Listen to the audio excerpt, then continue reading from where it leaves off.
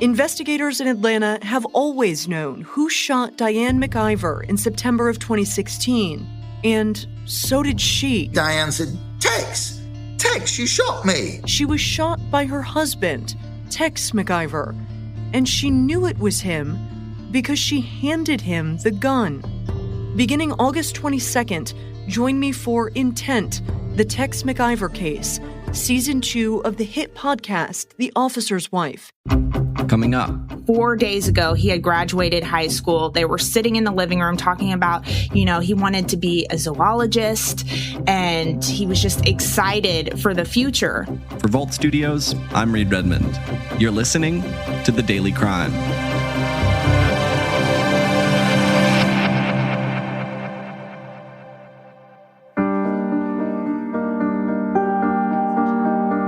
These are Mother's Day pictures that he kind of forced me to. We're going to take pictures, and I'm glad I did because that was actually part of the last month that we had. Lakia Smith's house is filled with pictures of her family. These albums... Jody Loring had a future full of promise. He was just 18 years old, a new father whose world revolved around his 3-month-old son. But that future was taken away on May 4th, 2018. It was 4 years ago. An 18-year-old Conway boy was shot and killed getting into his car. His killer still on the loose, and his mother is still fighting to get justice for her son. But now there are new leads that could potentially lead to an end in this case.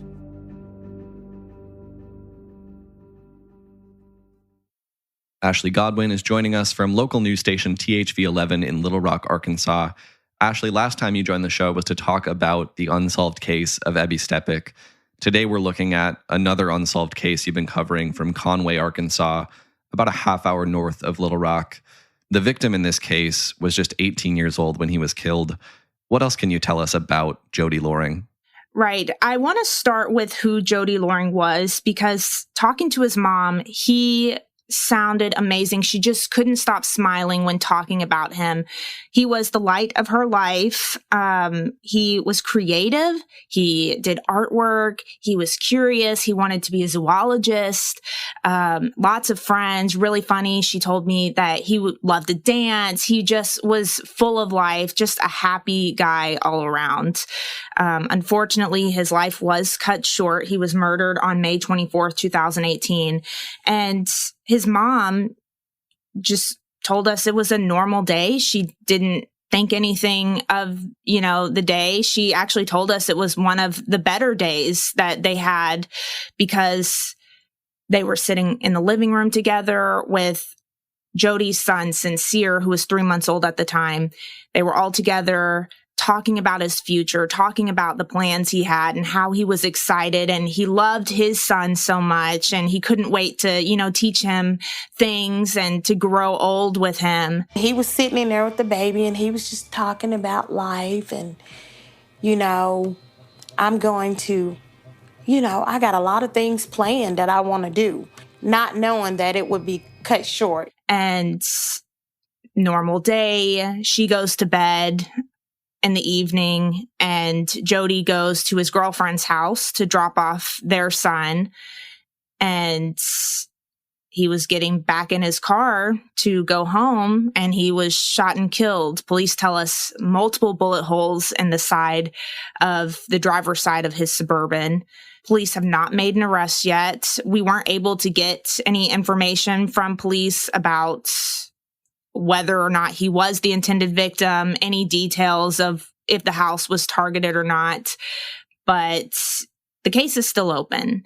And his mom told us, there is someone out there who knows something. She heard the rumors. She knows that, there's someone out there that knows something that could possibly bring this case to a close. And that's what she wants to see, is justice for her son, Jody.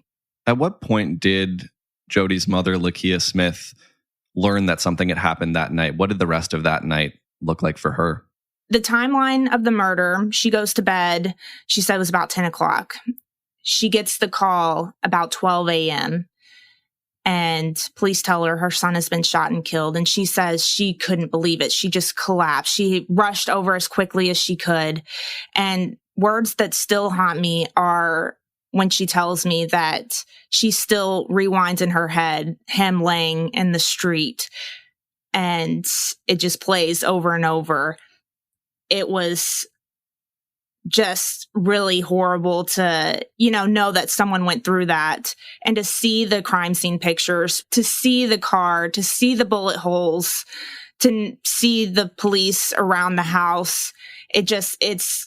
It's horrible for anyone to deal with something like this, let alone, a teenager, a kid who just 4 days prior to his murder graduated from high school.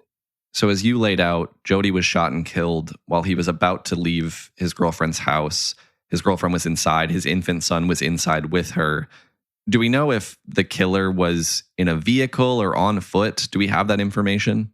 Good question. So prior to us reporting this unsolved for this month, we had reported that there were witnesses that heard a car speed off. And I will tell you, I visited the neighborhood and the street where the house is. And it's interesting because off of the main road is fairly busy. It's a very popular, busy road in Conway. But the neighborhood road kind of snakes around and out onto the busy street again. It is very possible that the person who shot and killed Jody had easy access to just disappear after that because of how the neighborhood road snaked around. So yes, we did have reports that witnesses heard a car speed off. That's as far as my information goes. It just makes it more tragic when they're young like that. You spoke with Conway Police Lieutenant Tim Kennedy, who's worked on this case. What did he tell you about the police investigation into this? Reed, I will tell you, it was very little. And he said, they are actively working this case and they don't want to jeopardize or hurt the integrity of the case. Totally understandable. We don't want to jeopardize the case either. After 4 years, I know it's hard for his mom to, I'm sure, hear that. And he's not the first one who's investigated, and he's not the last one. There's a new detective on the case now. In terms of any new information, we weren't able to obtain anything like that. The new information we did get were the crime scene photos that we were able to get. But Lieutenant Kennedy reminds me and tells me they are working on this. And sometimes they even come after hours. The old detectives and the new detectives come in and sit down together and talk about it, because that's how strong they are in knowing that they could probably solve this case. They want it solved and they think they can do it. Detectives that have retired, They have all come here. We've sat right in this room, and they've come on their own time without getting paid, just to, have we missed anything? Is there anything, any other angle we can look at?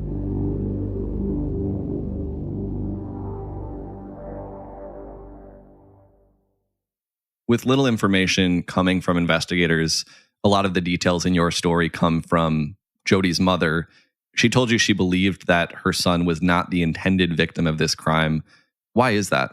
So, sitting down with her, we talked a lot about, the point that it happened and afterwards and 4 years later. Right after it happened, a lot of people were talking.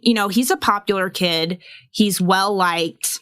Rumors started flying about what happened. She told me, and I quote, she said, people were talking, saying, he's not the one. Oh, no, he's not the one. They got the wrong guy. And she heard all of this. And I can't imagine being a mom knowing that. And yet the police, for whatever reason, whether they don't have enough evidence, they can't, press charges, whatever, there's not an arrest in the case yet. But that's how strongly, and again, I emphasize this, how strongly the police and Jody's mother feel that this case can be solved, because I don't know if they have the answers they need and they don't have the proof. I'm not sure what the holdup is, but they think they can solve the case. And I'm right there with them, knowing that there was talk of the town. Conway is a fairly small town outside of Little Rock.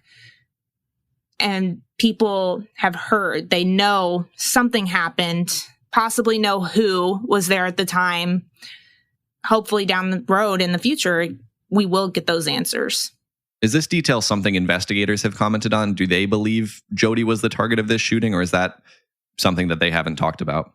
I asked them in the interview. I asked all the questions. Was he the intended victim? Was the house targeted? Who was targeted?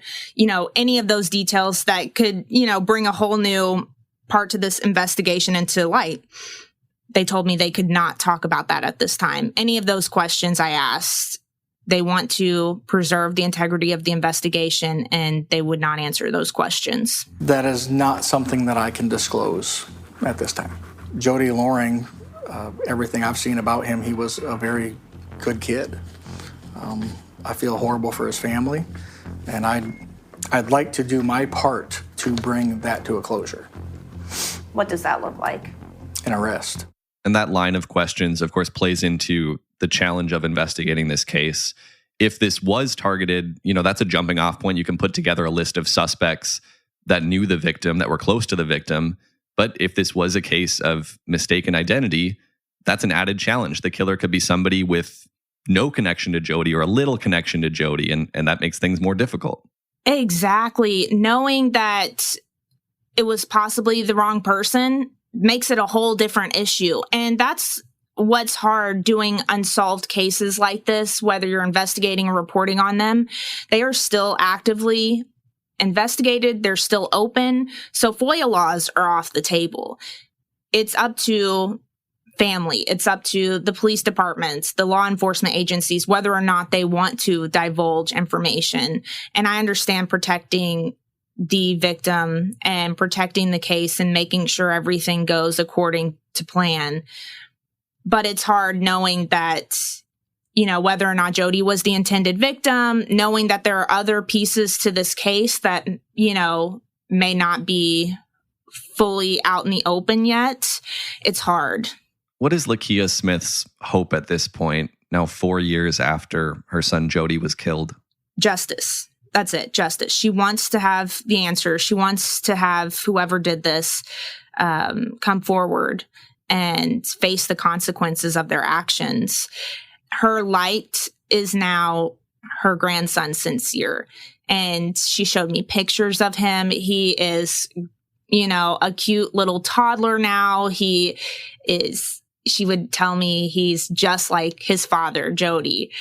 He loves to dance. He's curious. He asks lots of questions. And so I think she also, of course she wants justice, but I think she wants to be able to answer those questions for Sincere, because he's at the age now, 4 years old, where he's asking questions about his dad. And I think she wants to be able to give him closure to what happened to him as well. Before I let you go, tell our listeners about the reward that's available in this case. There is a $2,500 reward for any information leading to an arrest and conviction of Jody's killer. You are asked to call Conway Police Department, and that number is 501-450-6120. That's $2,500. And knowing that there are people talking, there are people still walking around who probably have some sort of, if not knowing who, maybe a piece of information that could help lead to the person who did this. Please call the Conway Police Department. Ashley Godwin with THV11 in Little Rock. Thanks for sharing this story. Thanks, Reed. And thank you for listening to this episode of The Daily Crime. We're right here with a new one every day of the week, Monday through Friday, so make sure you're subscribed to or following the show wherever it is you're listening right now. If you're looking for something else to listen to, I encourage you to check out Vault Studio's newest podcast. It's called Intent, the Tex McIver Case. The first episode comes out on August 22nd. That'll do it for this one. Until next time, for Vault Studios, I'm Reed Redmond.